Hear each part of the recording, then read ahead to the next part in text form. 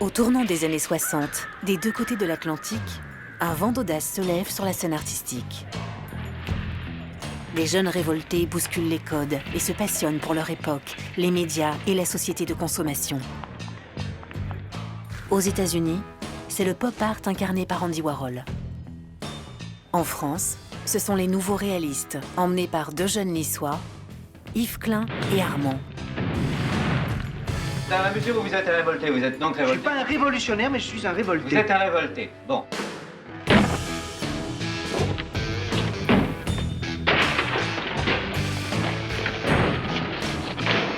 Révolté, curieux et débordant d'énergie, Armand s'accapare l'objet, le casse, le brûle et l'assemble, guidé par sa fascination pour la consommation de masse.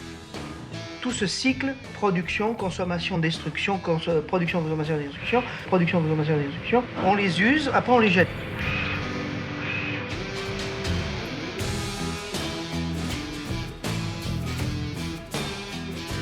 Un peu dandy, de grands yeux noirs. Yves Klein, lui, peint le monde en bleu. Un bleu si intense qu'il entraîne le spectateur vers une nouvelle expérience sensorielle. D'abord, il n'y a rien. Ensuite, il y a un rien profond, puis une profondeur bleue.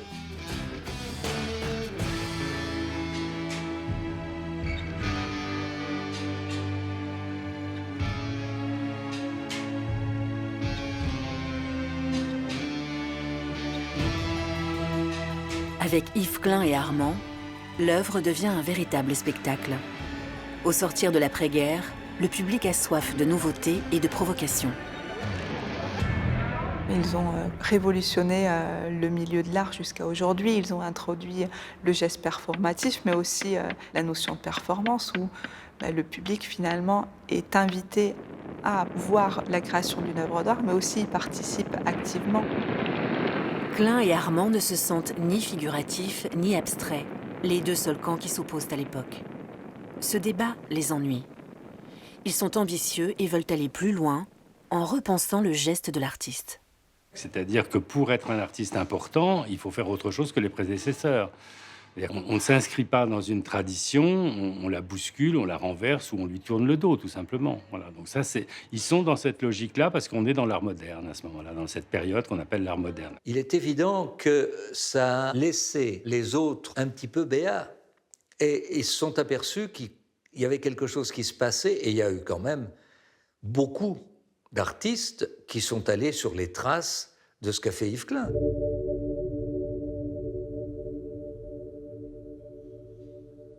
Et pour le jeune Yves Klein, bousculer la tradition, c'est aussi une façon de s'émanciper de ses parents.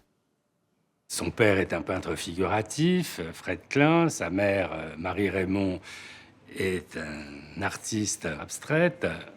Elle est plus connue que son mari, elle a du succès. Ils fréquentent tous deux la scène artistique abstraite de l'époque, notamment Nicolas de Staël. Donc Yves Klein va graviter dans ce milieu artistique. Ça le fascine, la peinture, ça l'intéresse bien entendu, mais il ne veut pas faire ça, il veut pas suivre la voie parentale. Et c'est un réflexe assez ordinaire, finalement, assez banal, je veux dire, chez des enfants, surtout quand ils sont ambitieux. Klein est déterminé à faire carrière dans le judo. À 24 ans, il se rend au Japon pour passer sa ceinture noire. Il rêve de reconnaissance et sa persévérance finit par être récompensée. C'est le premier Européen à atteindre le grade de 4e dan. Mais de retour en France, son diplôme n'est pas reconnu. Accablé, Yves claque la porte. À défaut d'être un grand judoka, il sera un grand artiste. À rebours de l'exemple parental, Yves trouve sa voie dans la couleur. Plutôt dans une seule couleur. La monochromie sera sa matière, son sujet, sa signature. J'en étais venu à peindre monochrome à côté de mes activités picturales normales qui me venaient de l'influence de mes parents, tous deux artistes peintres, parce qu'il me semblait que la couleur me clignait de l'œil sans cesse en travaillant.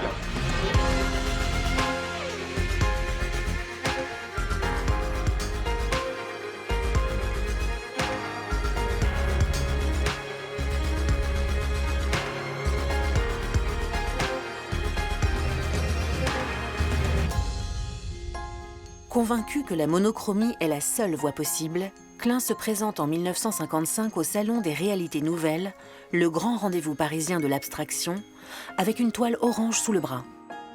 C'est la première fois qu'il se confronte à ses pairs. Le directeur du salon, qui était un artiste, copain de Marie-Raymond, bien évidemment, téléphone à Marie-Raymond en lui disant « Écoute, dis à ton fils d'arrêter de nous emmerder. » Il nous a mis ce qu'il appelle son œuvre. C'est un monochrome orange, c'est-à-dire c'est un bout de orange, il n'y a rien d'autre, et il dit que c'est son œuvre. Tu comprends bien qu'il nous prend pour des abrutis, il n'est pas du tout question que je laisse faire ça. Et cette peinture est tout simplement refusée, donc il commence par un refus. Pour un artiste ambitieux, à cette époque, on est encore dans la modernité, être refusé, c'est en quelque sorte une légion d'honneur, un titre de gloire. On pense évidemment à Manet, au Salon des refusés, etc. Et donc il commence par un refus, c'est-à-dire il commence par un coup d'éclat, en vérité.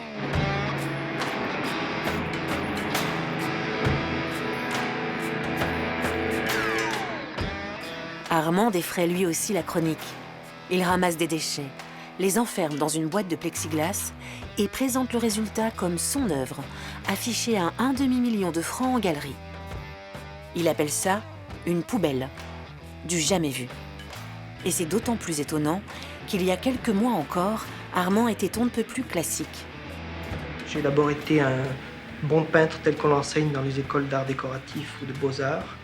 Et je suis arrivé actuellement à considérer que les moyens traditionnels, pour moi, sont sclérosés. Mais sans la bravade d'un ami, Armand serait peut-être resté le peintre abstrait de ses débuts, travaillant dans la veine de ses aînés, Nicolas de Staël et Jackson Pollock. C'est le conseil d'Yves Klein, de retour du Japon, 1954, qui voit sa peinture et qui lui dit que cette peinture-là est intéressante, mais qu'elle est finalement un peu trop banale, qu'il y a une trop forte concurrence, notamment sur la scène parisienne. Et Yves Klein incite Armand à développer une voie plus personnelle et à explorer une voie plus personnelle. Tout cela, finalement, lui permettra de découvrir un objet qui est sous ses yeux, dans le magasin de son père, c'est des tampons encreurs. On l'imagine très bien s'ennuyer au magasin, prendre un tampon et finalement commencer à oblitérer une feuille de papier jusqu'à saturation de la feuille.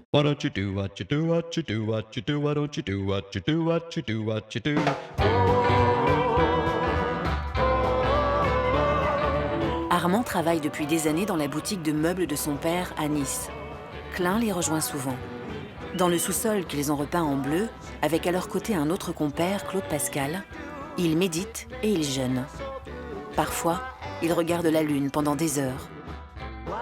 Nous étions fous alliés, dira plus tard Armand. Les 3 jeunes hommes se sont rencontrés sur un tapis de judo à 19 ans et cette soif spirituelle les a rapprochés.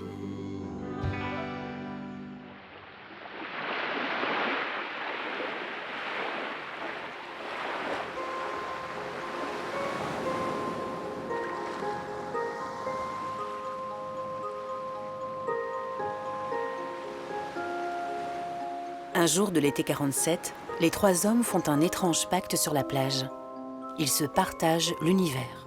Puisque Yves Klein décide de s'approprier l'infini bleu du ciel, Claude Pascal, qui est poète, s'approprie l'air, et à Armand revient la terre et ses richesses, quand on connaît la suite, le maestro de l'accumulation qu'il deviendra. Donc c'est un geste précurseur qui se concrétisera tout au long de leur carrière. Ça montre aussi véritablement leurs ambitions, leur caractère désinvolte.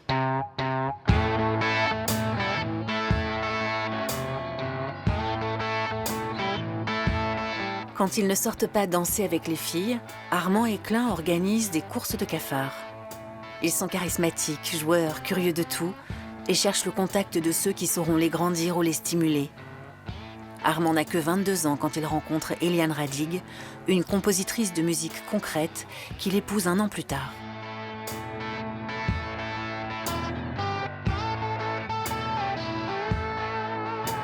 Il est certain qu'Yves Klein et Armand, dans ces années 50, ont vraiment soif de se construire, notamment dans une cadre de relation de couple qui va être enrichissante. grâce à Hélène Radig, Armand va découvrir le milieu de la musique d'avant-garde. En échange, il fera découvrir à Hélène Radig les arts plastiques également d'avant-garde.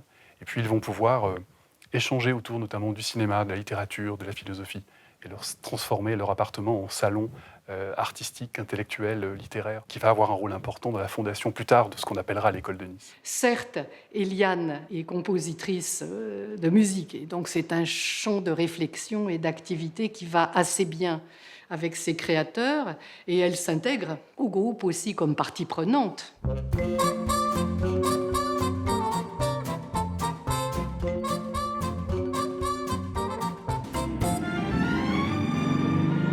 Le couple s'installe dans le quartier appelé Parc de la Californie à Nice, où ils ont 3 enfants et une armée de jeunes filles au père. Parmi elles, une jeune Italienne, Elena Palumbo, et son amie allemande, Rotrot Wecker.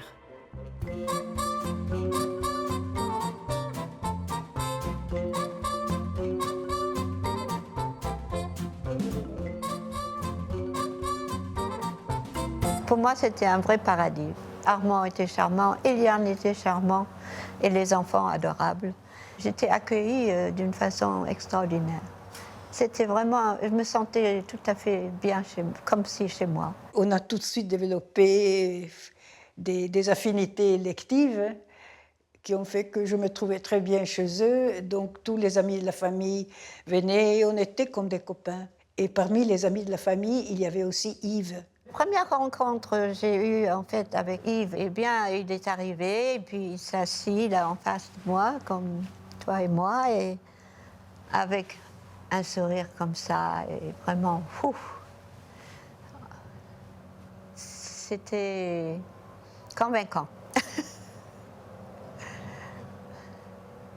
C'était un flirt ouvert et il avait l'air de me trouver sympathique.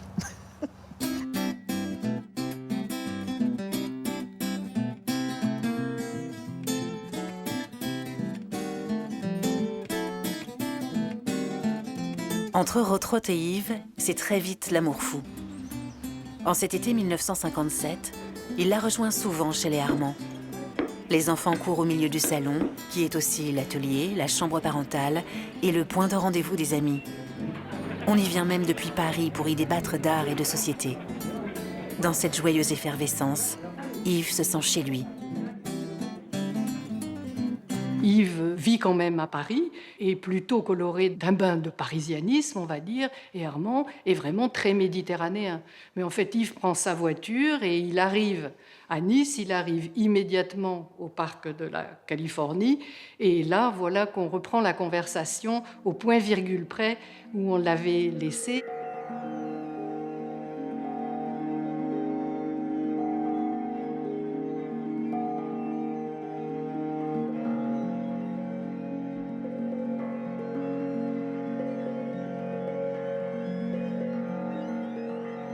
Klein ne rate rien du bouillonnement artistique de son ami.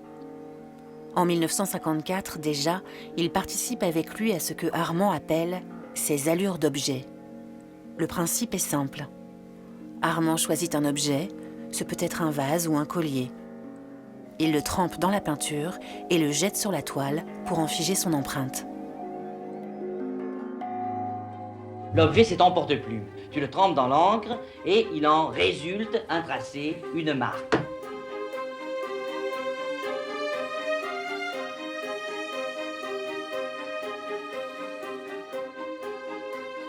Alors qu'Armand se tourne vers l'objet, Klein continue d'explorer la couleur. Il retrouve en elle cette spiritualité qui lui plaisait tant dans le judo. Et elle lui permettra d'être un peintre différent, il en est convaincu.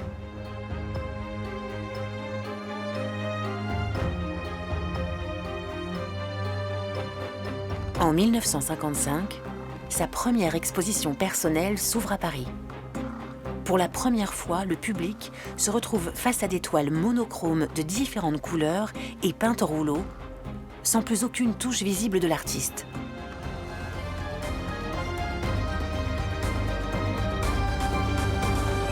Lorsque Yves Klein présente ses premiers monochromes donc de différentes couleurs, il est interloqué par la réaction du public qui voit finalement une installation décorative, une installation colorée, un tout finalement, comme si chaque œuvre se répondait et construisait une installation polychromie. Et ça, je crois que ça a déclenché chez Yves Klein quelque chose de très très important, où il s'est dit « je dois choisir une couleur et je dois être celui qui peint cette couleur ». Et il choisit le bleu. Le bleu n'a pas de dimension, il est hors des dimensions, tandis que les autres couleurs, elles, en ont. Toutes les couleurs amènent des associations d'idées concrètes, matérielles ou tangibles d'une manière psychologique, tandis que le bleu rappelle tout au plus la mer et le ciel, ce qu'il y a après tout de plus abstrait dans la nature tangible et visible. C'est une couleur spirituelle, on pourrait parler de la Madone, de Giotto, bien sûr du ciel azuréen. En tous les cas, elle évoque tellement de choses qu'elle est pour lui source de spiritualité. Mais ce bleu outre-mer lui pose un problème technique. Pour peindre, j'ai longtemps cherché le médium fixatif pour fixer justement ces grains de pigments qui font une masse rayonnante et éblouissante quand le pigment est en poudre dans le tiroir des marchands de couleurs. C'est consternant de voir ce même pigment, une fois broyé à l'huile par exemple, perdre tout son éclat, toute sa vie propre. Il semble alors qu'il est momifié. Il réussit à mettre au point un procédé technique finalement qui va faire qu'il pourra utiliser le pigment sans l'altérer, en gardant toute sa brillance. Et c'est ça finalement qu'on appelle l'International Klein Blue.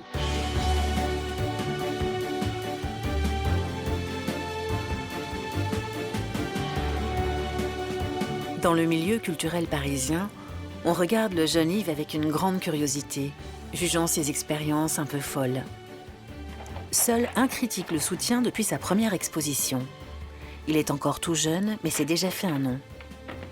Pierre Restany va être un formidable tremplin dans la carrière de Klein, mais aussi dans celle d'Armand. Pierre Restany va surtout leur apporter un bagage théorique, qui est aussi une caution théorique dont ils ont besoin pour faire reconnaître leurs œuvres et occuper une place sur la scène parisienne. C'est Pierre Restany qui a cette formulation, pour ne pas dire tableau, peinture, etc., pour montrer qu'il s'agit bien d'autre chose. Il va parler de proposition monochrome.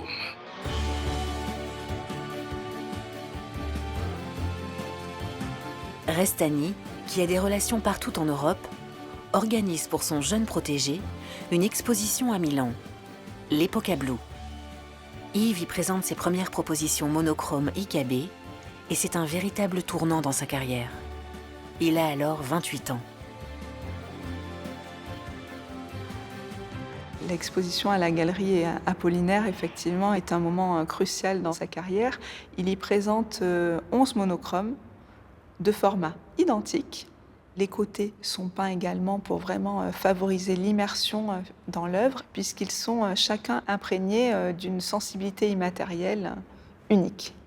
Chacune de ces propositions monochromes bleues, toutes semblables en apparence, sont reconnues par le public bien différentes les unes des autres. L'amateur passe de l'une à l'autre comme il convient et pénètre dans un état de contemplation instantanée dans le monde du bleu.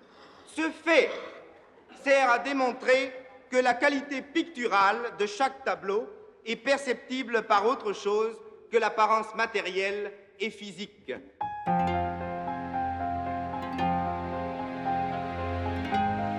Bien plus qu'une surface matérielle, la peinture est une présence, une émotion qui touche chacun à sa manière. Et Klein cherche par tous les moyens à faire vivre cette expérience sensible au spectateur. Pour renforcer ce sentiment d'être imprégné par la couleur, il a l'idée d'utiliser des éponges gorgées de bleu directement dans ses œuvres. Oui, c'est un objet finalement de l'atelier qui peut devenir œuvre d'art, et puis c'est aussi une matière vivante.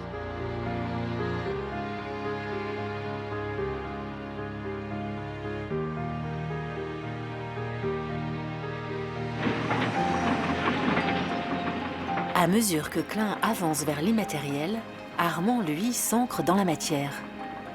Il accumule les objets et met au point un nouveau procédé artistique qui va devenir sa véritable marque de fabrique. J'avais des tiroirs pleins de rouages et de lampes de radio.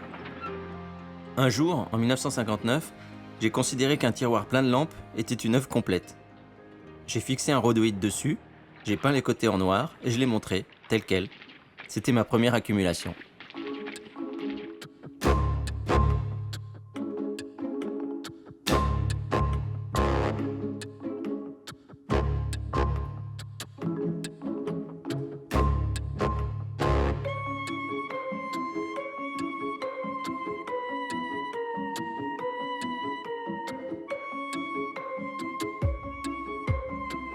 L'accumulation repose sur un principe de reproduction de l'objet identique ou similaire.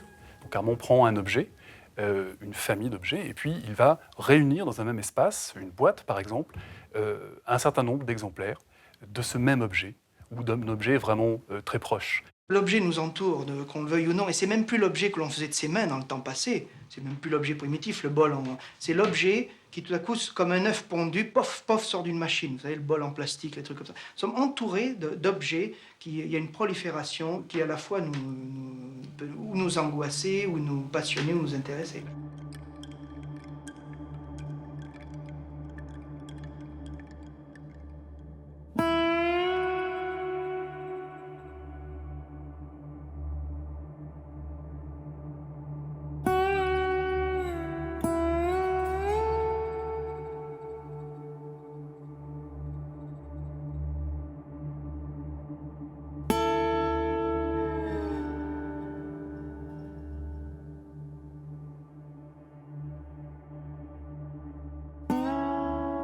Ces premières accumulations qui sont présentées par Restani comme une sorte de geste de jeunes artistes pleins de dynamisme et d'allant, si on y regarde de plus près, sont en fait de terribles monuments, je dirais, à un monde qui est en train de disparaître. Il avait fait les vieilles valises qui rappelaient beaucoup des choses de la guerre, quand il y avait les gens qui étaient enfermés dans les camps de concentration, où il y avait toutes ces montagnes de valises, les montagnes des dentaires, des chaussures. Et c'est important que Armand montre ça, je trouve, parce que c'est beaucoup plus profond qu'on peut croire.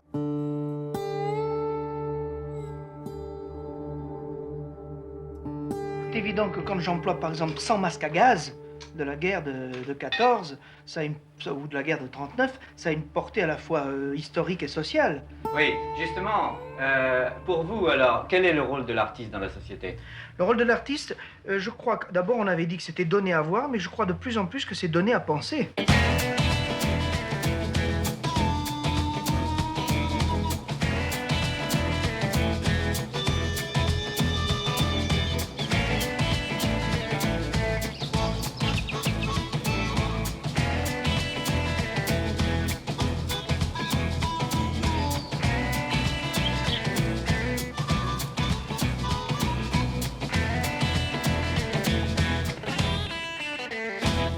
Armand interpelle le spectateur sur le monde qui l'entoure. Klein l'invite à se laisser imprégner par la couleur. Les projets et les procédés sont radicalement différents, mais l'effet obtenu peut être comparé.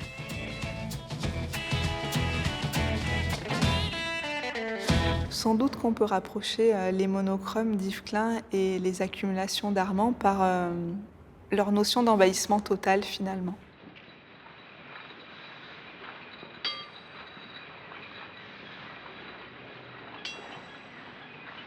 Si on jette 4 cuillères, l'œil voit les 4 éléments. Si on en jette 16 sur la table, on voit les cuillères, mais on n'arrive plus à les compter. C'est ce que j'appelle un seuil.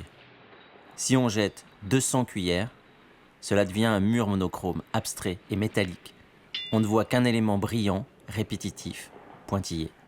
À quel moment l'objet reste encore l'objet, reconnaissable, et à quel moment il frôle, en fait, la perte d'identité, pour que nous ayons une fraction de seconde cette sorte de vertige de se perdre dans l'accumulation. Et là, on comprend ce qui les a fascinés, Yves et Armand, parce qu'ils ne sont pas loin l'un de l'autre à ce moment-là.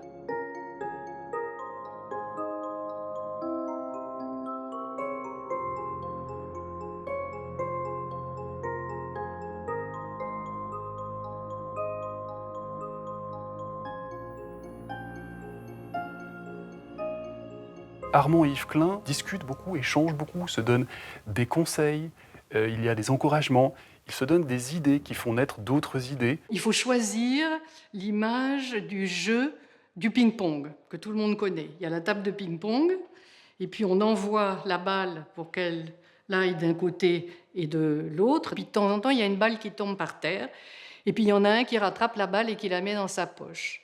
Je pense que c'est cette intensité de l'échange relationnel et de l'échange des idées qui vraiment constitue complètement le bain relationnel dans lequel ils étaient. Je crois que d'une façon générale, il y a surtout une émulation et qui repose sur un fait, c'est le respect mutuel que d'artiste à artiste et sans doute d'homme à homme, qui existe depuis le départ et qui ne se démentira pas, malgré quelques tempêtes dans la relation entre Klein et Armand.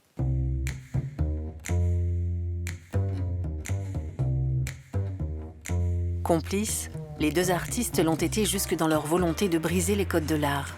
Et dans ce registre, c'est Klein qui donne le coup d'envoi, en poussant encore plus loin l'expérience spirituelle du bleu. Il se dit, au fond, il faut aller plus loin. Il a déjà l'idée du coup d'après, si vous voulez. Et le coup d'après, c'est l'invisible. Le public le découvrira en 1958, lors d'une exposition qui fera date dans l'histoire de l'art. Je crois que l'exposition la plus connue d'Yves Klein, c'est celle dite du vide. Galerie Iris Clair, 1958, le vernissage le 28 avril, c'est le jour de son 30e anniversaire. Symboliquement, ça compte aussi beaucoup. Et l'exposition vraiment fait date parce que tout simplement dans la galerie il n'y a rien de visible d'exposé, donc c'est un peu curieux. Je m'enferme tout seul 48 heures avant le vernissage dans la galerie pour la repeindre entièrement en blanc. Cela d'une part pour la nettoyer des imprégnations des expositions précédentes, nombreuses, d'autre part pour dans mon action de peindre les murs en blanc, la non-couleur, en faire momentanément mon espace de travail et de création, en un mot, en faire mon atelier. C'est-à-dire qu'au lieu de faire un tableau, il peint toute la galerie. Et il passe son temps à vivre dans cet espace. Pourquoi? Parce qu'il veut que cet espace soit imprimé de sa sensibilité. Parce que, et je veux bien le croire, quand on a été dans un lieu et qu'on a véritablement vécu, on a laissé son empreinte. À l'extérieur, la vitrine de la galerie Iris Clair est peinte en bleu. Les gens, pour pénétrer par la cour de l'immeuble dans la galerie, ont dû franchir un dé bleu. Ils ont donc, en quelque sorte, traversé la couleur bleue. Dans la cour, ils ont pu boire un cocktail bleu. Donc, ils ont ingéré le bleu. Le bleu est en eux quand ils vont pénétrer dans la galerie vide, en apparence seulement, dit Klein. Donc, le bleu est partout, en effet, à l'extérieur. Et donc, vous avez cette articulation entre le bleu, encore entaché de matérialité, pourrait-on dire, et puis tout à coup, la splendeur indéfinissable du vide qui sature la pièce. Vous avez ceux qui étaient passionnés et ceux qui disaient c'est un Jean Foutre. Vous avez les deux. Donc, mais vous en avez quand même qui se sont mis là et qui se sont remplis du vide.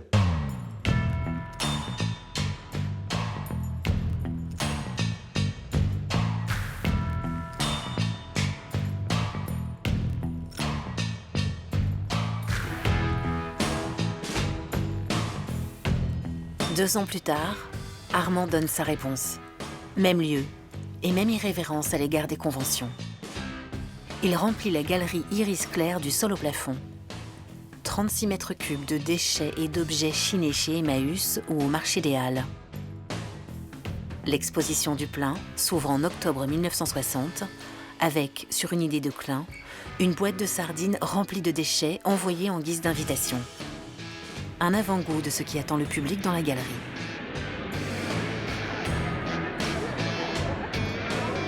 D'une certaine façon, le plein est bien une réponse au vide. Mais contrairement à ce qu'on pense habituellement, ce n'est pas une réponse d'un plein à un vide.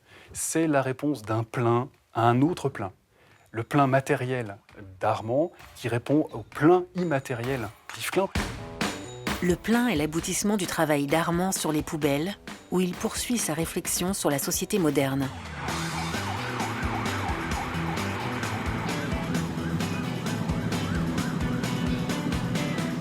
En accumulant des déchets ménagers dans ses boîtes en plexiglas, c'est un peu comme s'il photographiait les habitudes de consommation de ses contemporains. Quand il faisait des poubelles, par exemple, il faisait en France et après il est venu aux États-Unis faire des poubelles aux États-Unis. À un moment donné, il y avait beaucoup de différences. Et après, pendant des années, ils sont convergés parce que la France est devenue très américaine par rapport à des objets qui étaient jetés. Par exemple, les bouteilles de yaourt. En France, c'était en verre. Aux États-Unis, j'ai jamais vu beaucoup de yaourts en verre.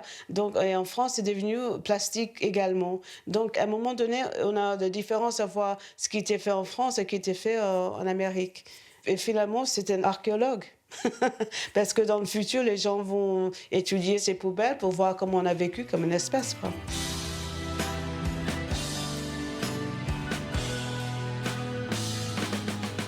L'exposition du plein ne tiendra pas les 3 semaines annoncées. Écourtée pour cause d'odeurs nauséabondes. Une carcasse de langouste ayant répandu ses effluves sur la rue des Beaux-Arts.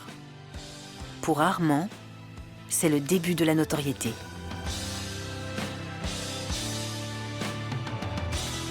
Le plein va attirer l'attention sur la démarche de Armand, et puis va donner l'occasion à Armand de présenter pour la première fois en France ses accumulations et ses poubelles. Mais on peut parler d'une notoriété, pas nécessairement d'une reconnaissance, dans la mesure où le plein est quand même aussi beaucoup critiqué, il est assez incompris.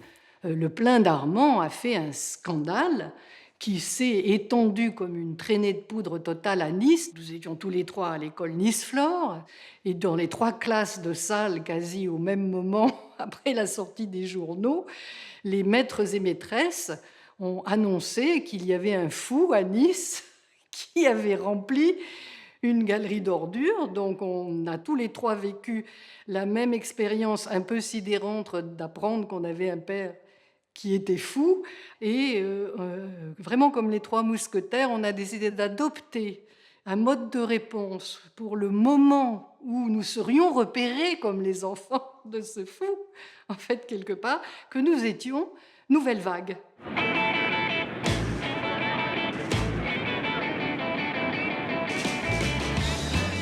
Après ce succès retentissant, l'ascension des 2 artistes se poursuit. En 1960, Pierre Restany crée autour d'eux le mouvement des nouveaux réalistes, les cousins français du pop art américain. Aux côtés de César, Niki de Saint-Phal, Jean Tinguely ou Villeglé, Armand et Klein ont encore plus de poids pour se faire connaître.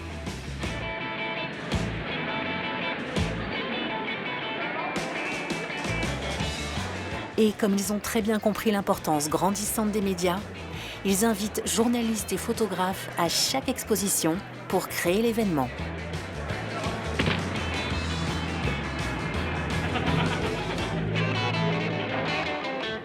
Ça, c'est une des caractéristiques du mouvement et notamment des premiers gestes de Klein et d'Armand liés aussi à la galerie Iris Clair, c'est qu'ils vont embarquer les médias, les journaux dans leurs actions spectacles. Donc il y a cette volonté de se montrer, la volonté de se nourrir aussi sans doute du regard, peut-être d'une énergie extérieure en quelque sorte. Mais les interventions publiques ont aussi un autre intérêt, c'est qu'ils permettent d'officialiser des gestes, d'officialiser des concepts ou des techniques. C'est une façon de faire une sorte de dépôt de brevet officiel parce qu'il y a notamment une couverture médiatique qui permet cela.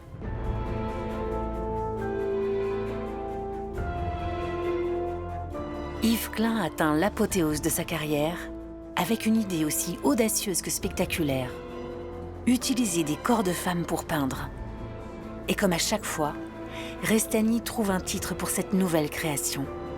Ce sont les anthropométries. Ça commence, cette affaire, juste après l'exposition dite du vide, donc juste après la sensibilité picturale immatérielle. Au fond, Klein a besoin de réincarner quelque chose. On ne peut pas vivre dans l'immatériel. Il va demander à 2 femmes de s'enduire le corps de peinture et de déposer leur empreinte sur une feuille de papier.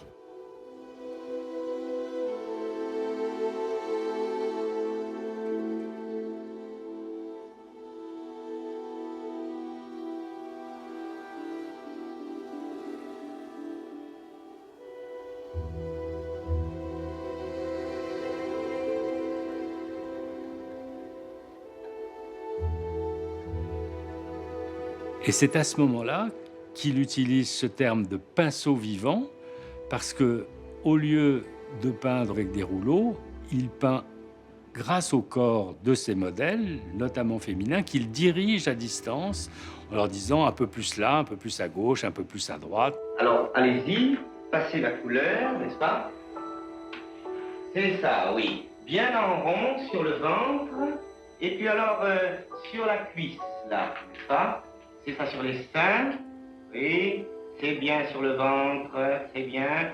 La cuisse, oui, ça va, oui. Bon, eh bien, allez-y. Bon, très bien, alors, mettez-vous bien en présence de la surface, hein, regardez bien. Vous allez vous appliquer, l'épouser complètement, c'est ça, oui, très bien. Très fort, un contact constant, hein. Bon, voilà, tournez, très lentement, appliquez-vous bien. Toutes les formes doivent épouser la surface. Très bien, c'est ça. Là où Armand, avec les allures d'objets, essaie de recueillir les empreintes morphologiques des objets, dans une logique qui est picturale, hein, qui est vraiment formelle, un peu didactique aussi. Bon. Yves Klein, avec les empreintes qu'il recueille, il cherche à recueillir les empreintes énergétiques du corps, avec les anthropométries, mais les logiques sont très, très différentes. Vous savez comment c'est peint, ça? On enduisait les corps et... C'est une espèce d'impression, en fait, non? C'est pour se payer notre gueule à tous qu'il a fait ça. Je trouve ça moderne. Et puis, c'est fantastique, c'est lumineux. Puis, c'est tout, c'est beau. Comme il a senti que le public se posait des questions, il a fait la fameuse séance publique avec les musiciens qui jouaient la symphonie monotone Silence. Qui est composé de 20 minutes d'une seule note tenue, puis de 20 minutes de silence.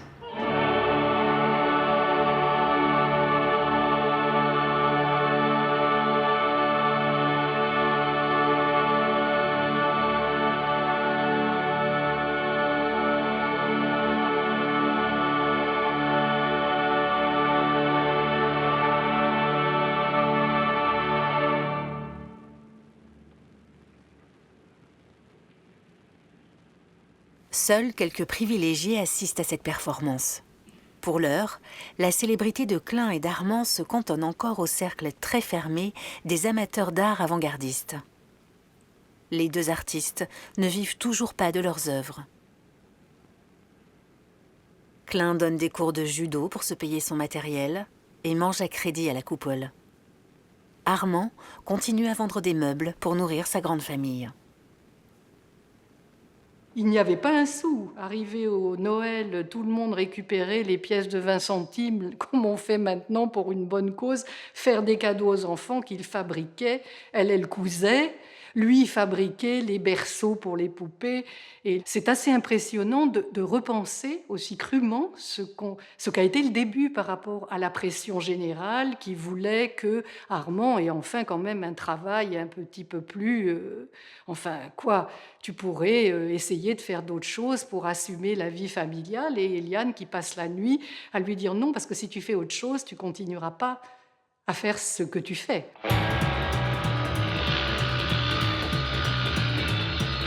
Pour Armand, comme pour Klein, l'art passe avant tout. Et le manque d'argent n'entrave ni leurs idées, ni leurs convictions artistiques.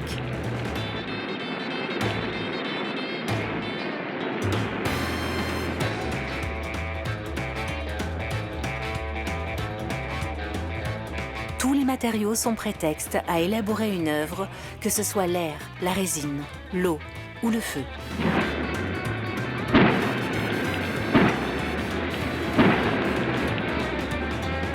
Ils utilisent tous les deux effectivement le feu comme un pinceau, mais de manière radicalement différente. Cependant, pour l'ensemble des deux démarches, ce qu'il reste, encore une fois, c'est le résultat d'une action de l'artiste.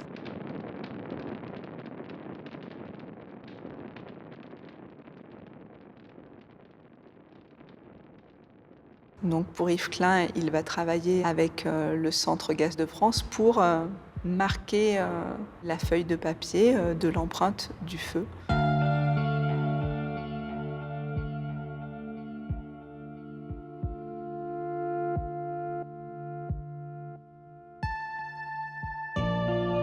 Yves Klein aime combiner ses concepts et il a l'idée d'utiliser ses pinceaux vivants dans les peintures de feu.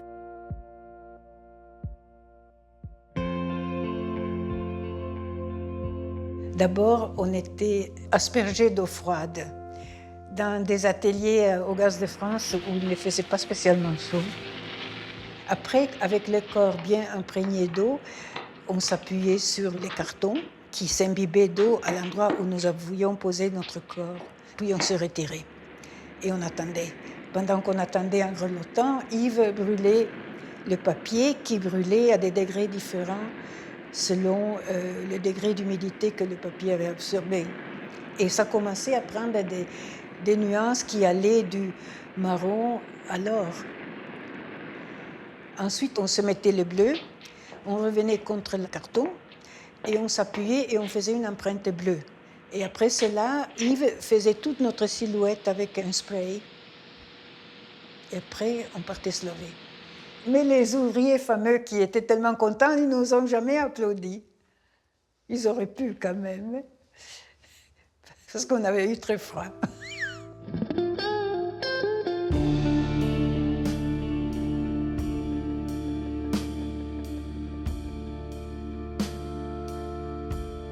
Yves Klein utilise le feu d'un point de vue énergétique et il rappelle que dans le feu, il y a les trois couleurs de son vocabulaire chromatique, hein, l'or, le rose et puis le bleu.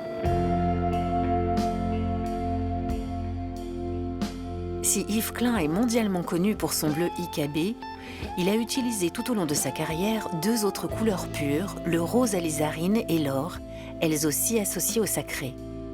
Yves est un fervent catholique et il s'intéresse à l'iconographie religieuse.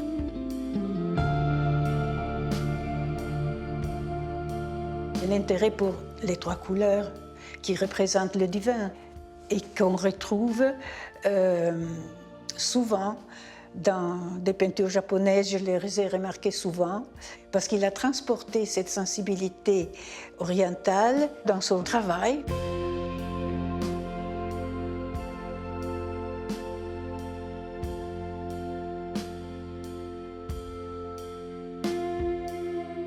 Armand, quant à lui, va travailler dans une action qui est beaucoup plus monumentale, beaucoup plus virile et beaucoup plus explosive aussi.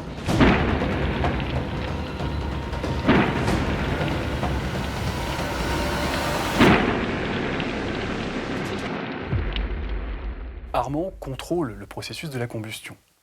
L'objectif n'est pas de réduire en cendres l'objet. Il faut qu'il y ait une trace matérielle, il faut que l'objet soit reconnaissable au premier coup d'œil. Il s'agit simplement de créer une pellicule, un effet de surface sur l'objet, mais en aucun cas de détruire complètement l'objet. Ce n'est pas une démarche de destruction de l'objet. La destruction brûlée a un côté à la fois plus original et plus catastrophique.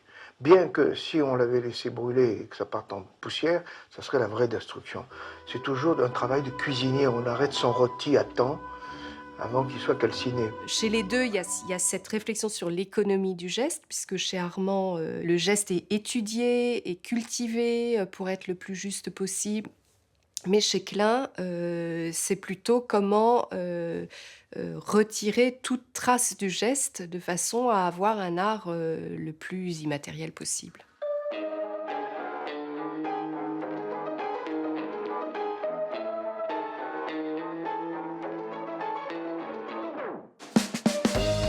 En 1962, Klein se lance dans une œuvre atypique dans son parcours. Il veut faire un portrait en relief d'Armand et mouler son buste. Armand accepte, mais la séance lui laisse un mauvais souvenir. Le haut du corps enduit de plâtre, il a du mal à respirer. Klein veut immortaliser l'ensemble des nouveaux réalistes en réalisant leurs portraits en écho à la peinture de la Renaissance, puisque ces bustes sont en bronze, recouverts de pigments purs, sous un fond, enfin derrière un fond doré, comme s'ils devenaient des personnages sacrés.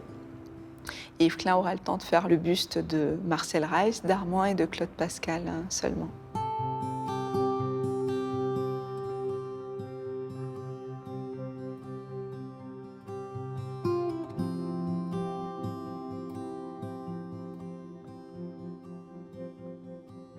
Son grand projet est brutalement interrompu. Le 6 juin 1962, Yves Klein est foudroyé par une crise cardiaque dans son appartement parisien de la rue Campagne Première. Le monde de l'art est sous le choc. Yves Klein n'a que 34 ans. La mort.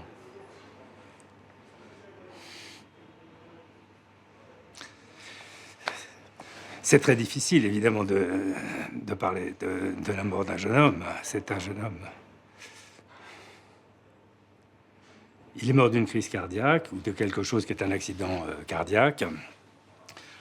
Il a déjà eu, dans les semaines qui précèdent, 2 crises cardiaques.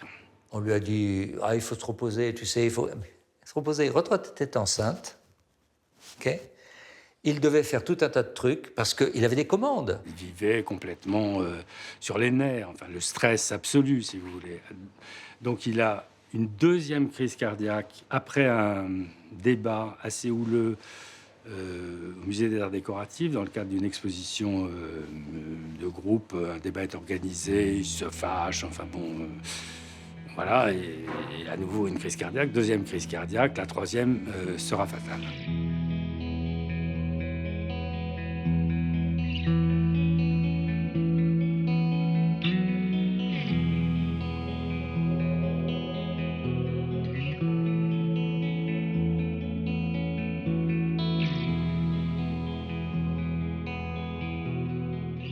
J'étais en lévitation. J'avais l'impression que le lit aussi, et il était là et il n'était pas là. Alors c'était assez étonnant. Je me sentais presque tenue par lui, mais il était mort. C'est Rotrott qui m'a téléphoné et je suis venue tout de suite. Mais comme tout le monde, on était incrédules. Mais quand quelqu'un meurt comme ça, jeune, on se sent comme bastonné. On est même incapable de réagir.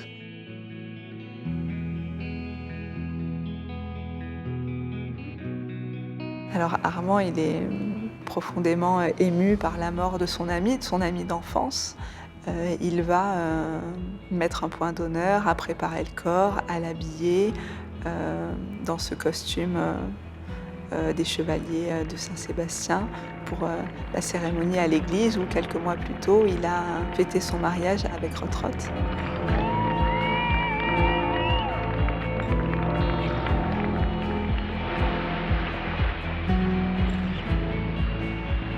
Mort trop jeune, alors qu'il est en plein envol, Yves Klein entre dans la légende. Quand on voit ce qu'il a fait, quand on voit le nombre de choses, d'idées, de projets différents, quand on voit tout ça, c'est pas croyable qu'il ait pu faire ça en 8 ans. Effectivement, c'est complètement... Il a brûlé sa vie à faire ça. Il en est mort.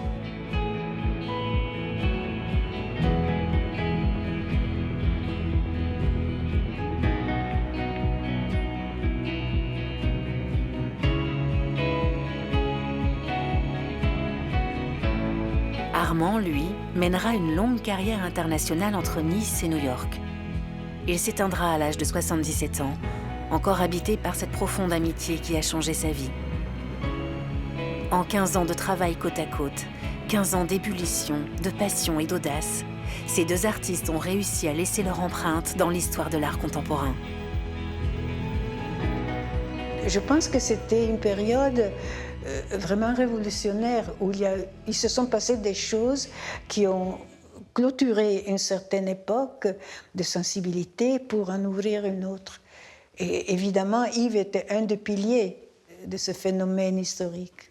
Il a permis à des gens de faire des choses auxquelles ils ne pensaient pas. Il les a rendus libres, parce que Yves a véritablement fait tout ce qui était à son pouvoir pour inventer encore et encore et encore des choses.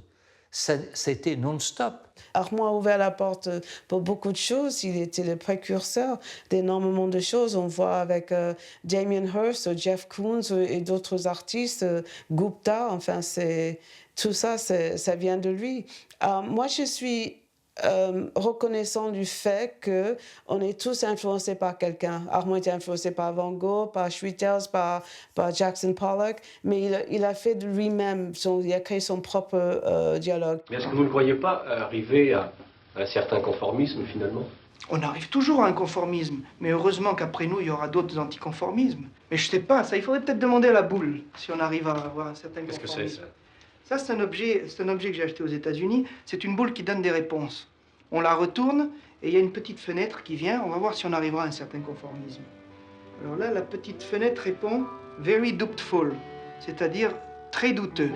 Donc nous n'arriverons pas à un certain conformisme, si j'en crois la boule.